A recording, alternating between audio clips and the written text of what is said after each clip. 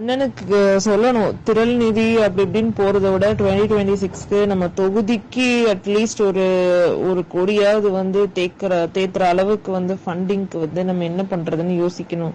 வேற மெத்தட்ஸ் பார்ப்போம். முத்துலாம் பார்த்து பேசுனீங்கல்ல நீங்க, ஜே கே முத்து அவர் மாதிரி நிறைய பேர் வந்து நம்ம உள்ள கொண்டு வரணுங்க.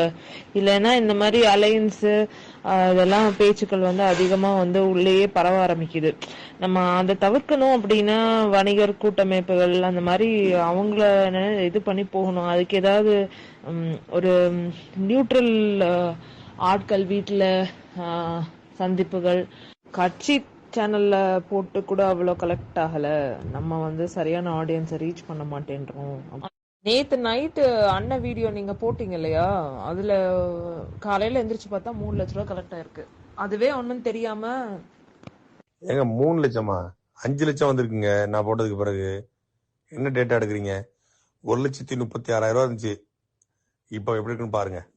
இப்ப வரைக்கும் சொல்றீங்க, நான் நைட்டு மட்டும் 8 மணி நேரத்துக்குள்ள நீங்க போட்டு தூங்கிட்டீங்கல்ல, 8 மணி நேரத்துல 3 லட்ச ரூபாய் இருக்கு. காலையில இருந்து 2